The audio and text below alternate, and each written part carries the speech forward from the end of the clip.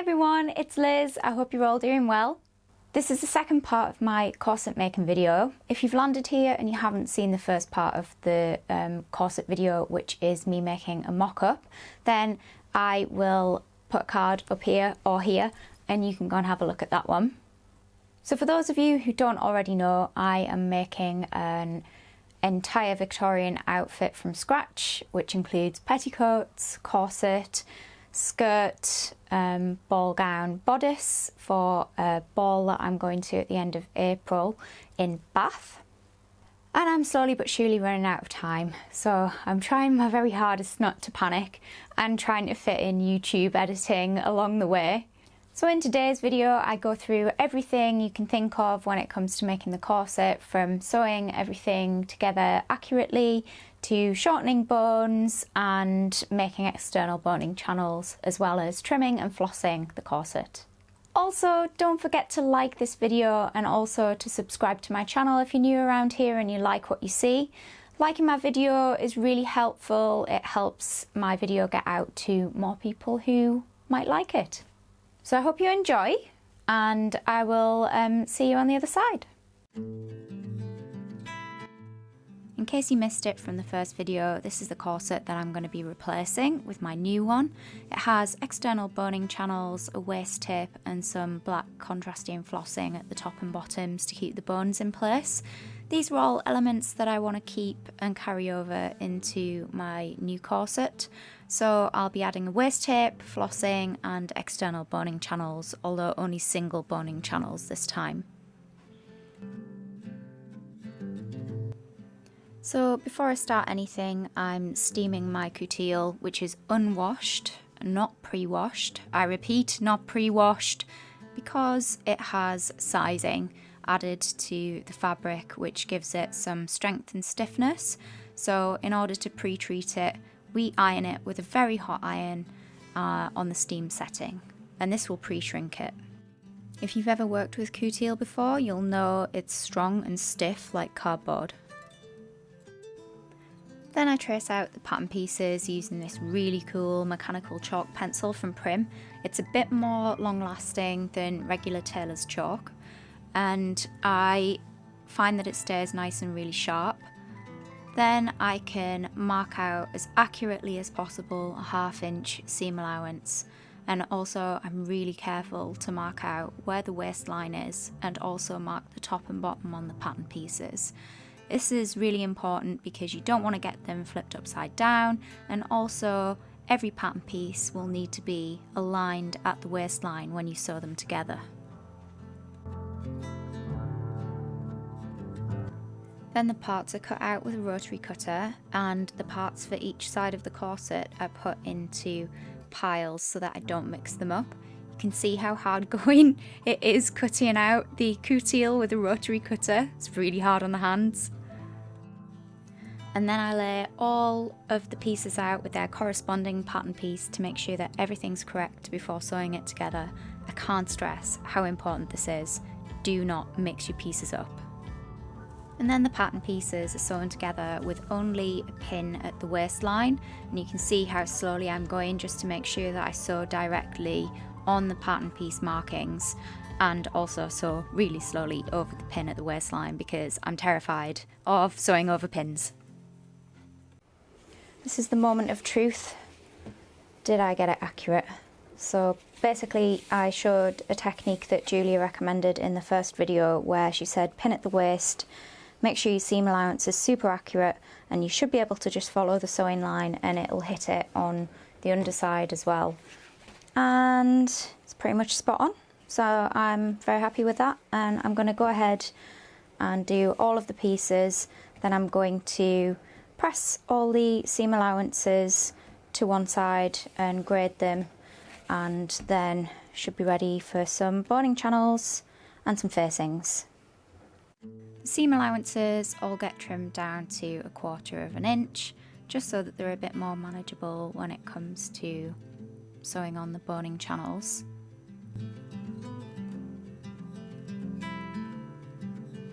And then I cut out some rectangular pieces for facings for the front pieces and back pieces. Here I am just explaining that if you do this and you don't use the actual pattern piece, make sure that you cut out rectangles that are longer than your front and back pieces so that it matches the upper line of the corset. The front panels are sewn to accommodate the busk. I haven't gone into detail here because there are much better videos on YouTube that will show you, but the basic steps are to mark out the busk eyelets on the front facing, then sew between the markings, making sure to backstitch at the top and bottom of each gap. Then press the facing to the wrong side and insert the busk into the seam allowance.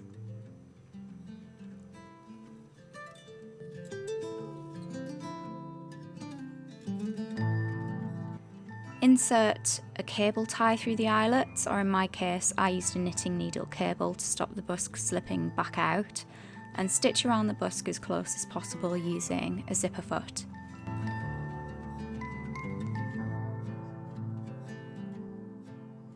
You can see me sewing really carefully here so that I don't hit the busk with my sewing needle. And then you have a perfectly inserted busk. For the other side of the busk, again you attach the facing and press it to the wrong side. Line up the post side of the busk and mark where the posts need to stick through the fabric. And I just marked these using the same chalk pen that I used to mark out the pattern pieces. Then I made holes using an awl and just widened them with a knitting needle.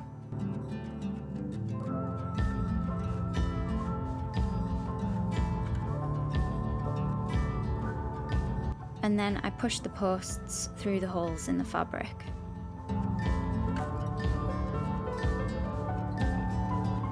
When it's fully inserted, you can top stitch around the busk in the same way as before, being sure not to hit it and stitch as closely as possible.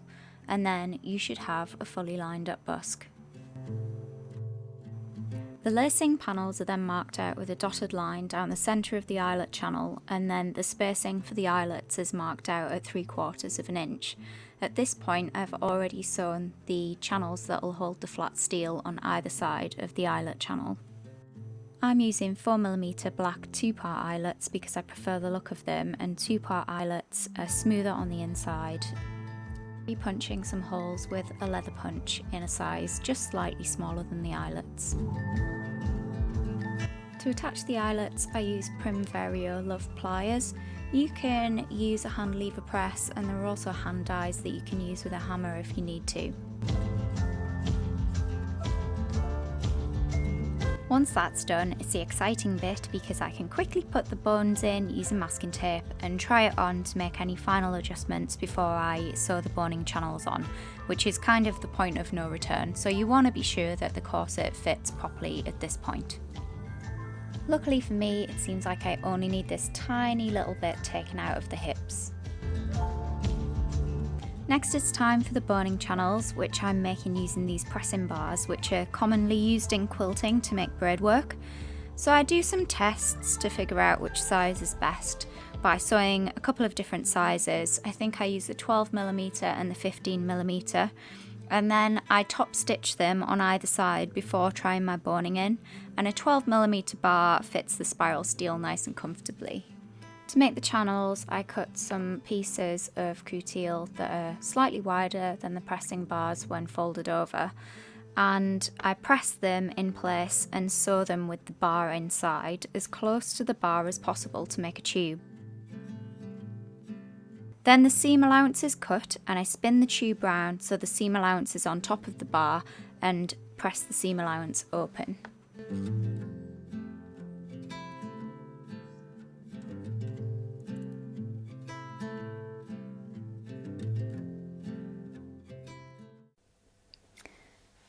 So I'm here in the sewing room. I've taken a couple of days off so that I can get the corset finished, and I did something very stupid, something I promised myself I would not do, something that I always do, and I started attaching the boning channels to the seam allowances and completely forgot this little fella. So this is waist tape, and this needs to go in and get caught down underneath the front facing and the back facing, and it'll go all the way along the waistline.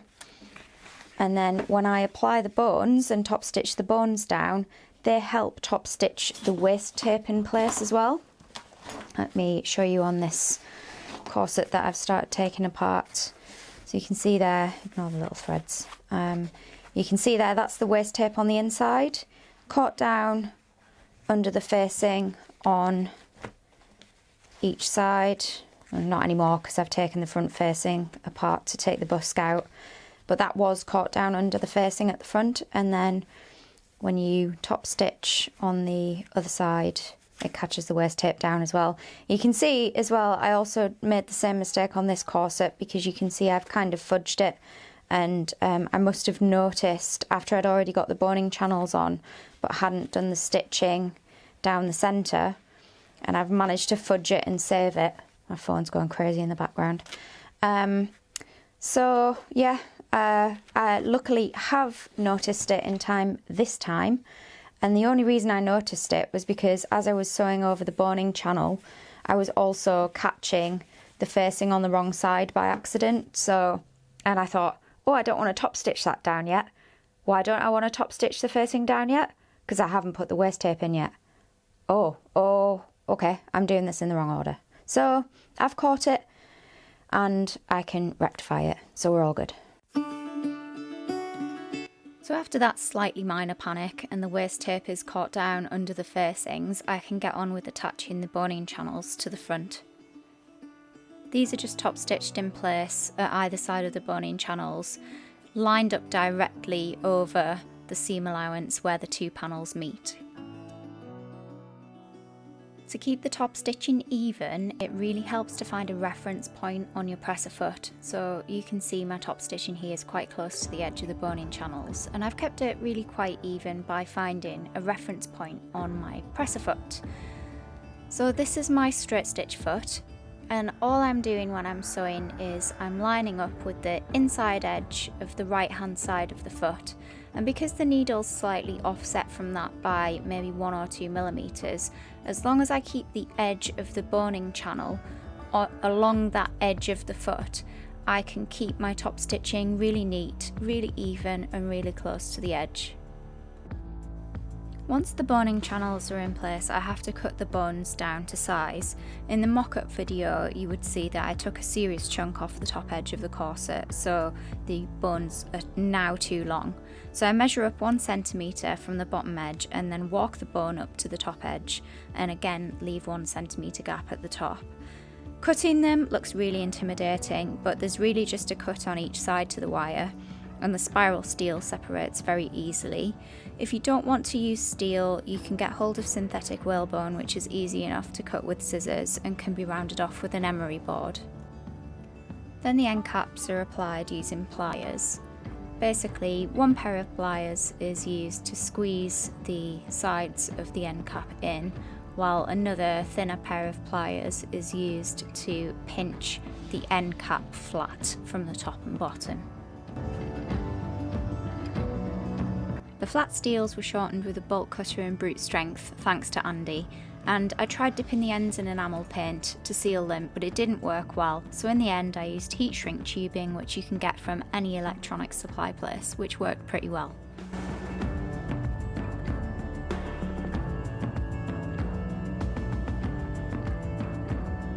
All the boning channels are cut down to size to even off the top and the bottom of the corset.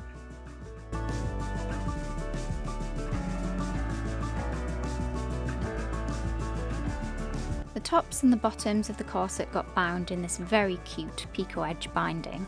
I didn't get much footage of this, I had issues because I was tired, and I did a poor job of attaching it using the machine, so full disclosure, in the end I went back, took it off and hand finished it instead.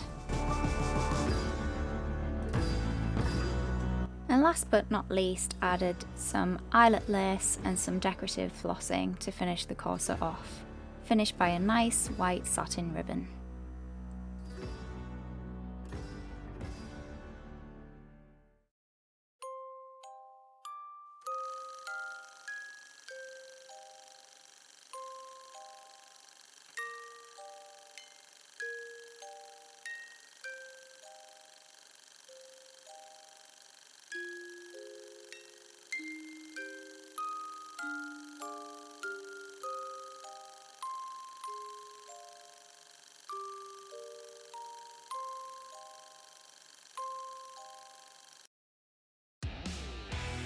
So there we go, the corset's finished. I hope you enjoyed this video. If you're new around here, don't forget to subscribe if you liked what you see, and please drop my video a like if you enjoyed it. I will see you again next time. Bye!